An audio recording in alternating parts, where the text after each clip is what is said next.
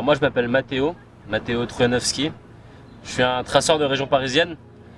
Je viens du 94 de Fontenay-sous-Bois. Et aujourd'hui je m'entraîne principalement avec Culture Parcours et Parcours ESF. C'est les deux assos, ces deux structures dans lesquelles je coach et je m'entraîne.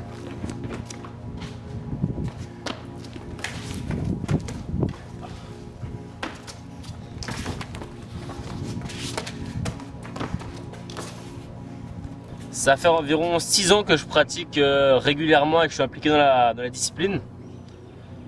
J'ai découvert le parcours au collège en fait, dans la cour de récréation.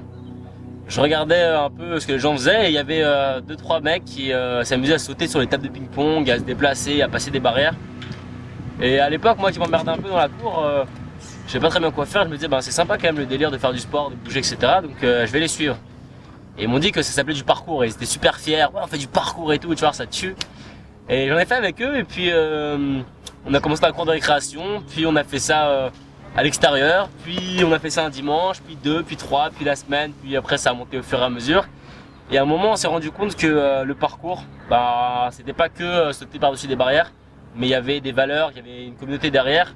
Et c'était une espèce de choc le jour où on a tapé parcours sur internet, où le premier jour on allait à la Défense. Oh, c'est un spot de parcours, tu vas voir, et on a rencontré des gens, on a parlé en fait à des gens qui faisaient la même chose que nous. C'était assez impressionnant. Puis je suis allé à Culture Parcours, où c'était la folie de rencontrer des gens qui partagent la même passion et c'était génial. Ouais. On a pas mal de projets là en cours, notamment avec Culture Parcours et Parcours ESF, les deux assos. On a pas mal de projets notamment de partage et d'échange. Donc là aujourd'hui on a fait une session à Fontainebleau avec des traceurs de Miramas. On est super contents qu'ils sont là, des traceurs d'Aix-en-Provence. On a vraiment des traceurs de partout, donc c'était vraiment top. Et on espère pouvoir refaire plein de choses comme ça. On va essayer de faire un séjour avec des jeunes en août à Miramas. On va essayer de partir à Tignes en Haute-Savoie, faire un stage pour tous les majeurs. D'ailleurs, n'hésitez pas à venir si vous êtes intéressés. Un stage pour tous les majeurs organisé par Culture Parcours en Haute-Savoie, en août. Et on a plein de petits délires comme ça, surtout de découverte, d'échange et de partage. Et on espère aussi pouvoir commencer à faire des vidéos et à mettre une image sur ce qu'on fait et à pouvoir vraiment donner aux gens un support.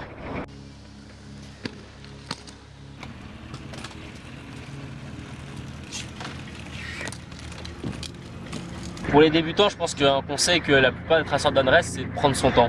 C'est de surtout pas aller vite et brûler les étapes. C'est de se dire que chaque saut a une préparation derrière et c'est de voir un peu aussi ce qu'il y a derrière les mouvements. Il n'y a pas que bouger, monter sur des barrières, mais qu'il y a aussi une responsabilité, une implication à avoir, un sérieux. Que les traceurs qu'on voit sur les vidéos, c'est pas des mecs qui se sont dit du jour au lendemain, tiens, je vais faire ce saut là de 15 mètres, puis faire un double salto, etc. C'est des mecs qui ont travaillé, qui ont été dans un esprit, dans une logique d'entraînement. Et ça, c'est important à l'avoir en tête.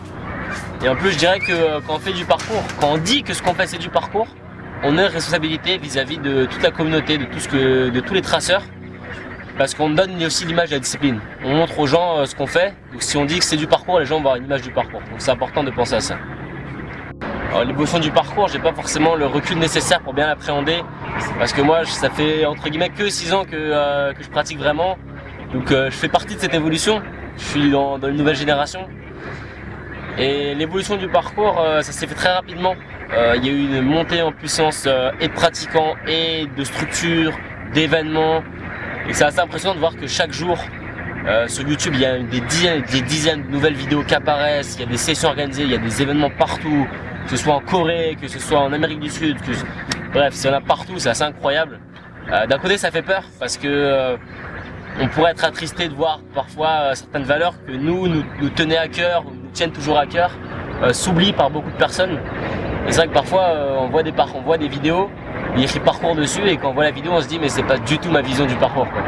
Donc on a une ouverture de gens et c'est aussi chose naturelle quand la discipline s'ouvre.